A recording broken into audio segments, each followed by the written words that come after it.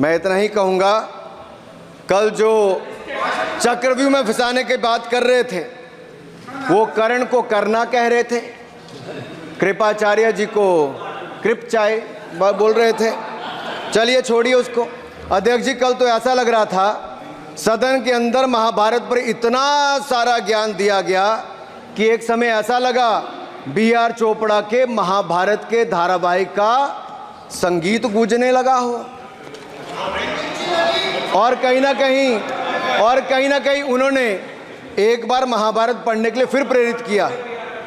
मगर इस बार महाभारत पर मैंने एक नई पुस्तक पढ़ी जो उनकी पार्टी के विद्वान सांसद, जो इस सदन के सदस्य भी हैं, उन्होंने लिखी है।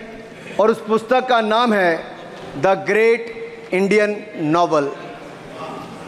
राहुल जी को अगर महाभारत और चक्रव्यूह के विषय में विस्तृत जानकारी लेनी है तो अपने उस सांसद से वो संपर्क कर सकते हैं। और मैं बताऊंगा, शशि थरूर जी ने, शायद वही राहुल गांधी जी को बता दें या बताएंगे, नहीं तो मैं बता देता हूं कि आपने महाभारत और भारत के स्वतंत्रता संघर्ष को मिलाकर जो उपन्यास लिखा है उसके पात्र कौन कौन हैं। इस उपन्यास में धृतराष्ट्र के रूप में किस नेता को दिखाया गया है, कौरव किस पार्टी को कहा गया है, इस उपन्यास में प्रिय दुर्योधनी कौन है। जब राहुल जी को इसका पता चलेगा तो मुझे लगता है कहीं ना कहीं शशि थरूर जी पर कार्रवाई ना हो जाए। लेकिन क्या है साहब, ये लोग तो संविधान दिखाते थे, पढ़ते नहीं थे। मैंने उस दिन पूछ लिया कितने पन्ने होते, तो वो भी नहीं बता पाए।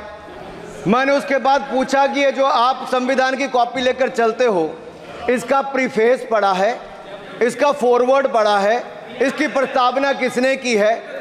के वेणुगोपाल जो सॉलिसिटर जनरल इनकी सरकार के समय भी रहे होंगे, सीनियर एडवोकेट हैं, या गोपाल शंकर नारायण जो सीनियर एडवोकेट हैं, उन्होंने उसकी प्रस्तावना की थी। और प्रस्तावना में लिखा था कि कैसा काला अध्याय वो इमरजेंसी का समय था। और ये संविधान जो डॉक्टर B.R. अंबेडकर जी ने दिया, अगर ये नहीं दिया होता तो आम जनमानस को अपने अधिकारों का पता भी नहीं लगता। लेकिन इन्होंने तो उसको पढ़ा ही नहीं था, लेकिन केवल कॉपी दिखा रहे थे इतने दिनों से साहब। ऐसे ही महाभारत पर भी ऐसी हालत लग रही है। और मुझे लगता है, और नहीं तो गूगल दादा तो थे, इनसे पूछ लेते आप क्या करते हो साहब, साथ में कुछ बताया करो। सर, इस उपन्यास के, माननीय सभापति जी, इस उपन्यास के मुताबिक जिस पार्टी के सर्वे सर्वा आप हैं, उस उपन्यास के वही कौरव पार्टी है। मैं अपनी तसल्ली के लिए कुछ पंक्तियों को यहाँ उद्धृत कर देता हूँ। मैं कोट कर रहा हूँ सर, पेज नंबर 245 से। The India of which Dhritarashtra assumed the leadership on 15th August 1947 had just been through a cathartic process of regeneration, another stage in this endless cycle. अब 15 अगस्त 1947 को प्रधानमंत्री के रूप में मोदी जी तो नहीं थे, और ये कह रहे हैं कि जिन्होंने 15 अगस्त 1947 को उस समय वो सत्ता ली थी वो धृतराष्ट्र थे। तो धृतराष्ट्र किसको कहा गया? धृतराष्ट्र को किसको कहा गया?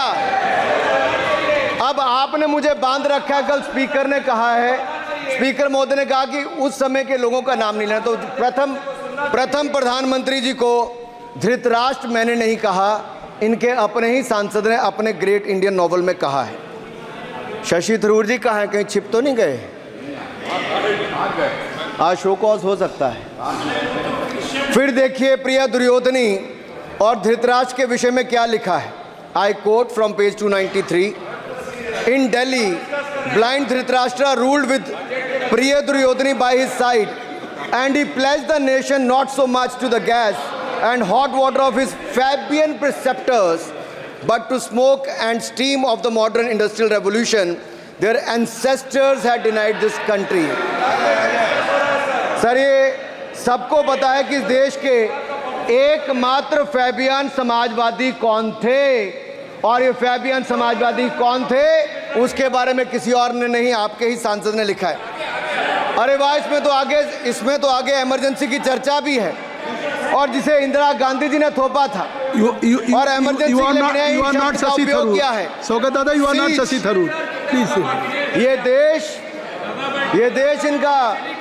इनकी यातनाओं का सर भुगत भोगी रहा इमरजेंसी के समय, और वो काला खंड, वो काला अध्याय वो देश कभी भूल नहीं पाएगा, जिसने देश के लोगों को कठिन शब्द इमरजेंसी के बारे में भी बताया। सर तो हम चर्चा कर रहे थे द ग्रेट इंडियन नॉवल के अध्याय 7th बुक की, जिसमें प्रिय दुर्योधनी और उनके प्रिय पात्र शकुनी शंकर डे देश में आपातकाल लगाने की योजना बना रहे थे। सर मैं पढ़ता हूं कि शकुनी ने क्या कहा, I quote, What you could do now is to declare an internal seize, a grave threat to the stability and security of the nation from internal disruption. जिस बुक को आप कोट कर रहे हैं उस बुक को आप सबमिट कर दीजिए। मैं कर दूंगा साहब, एक कॉपी आपको भी भिजवा दूंगा साहब, एक टेबल पे भी रख दूंगा।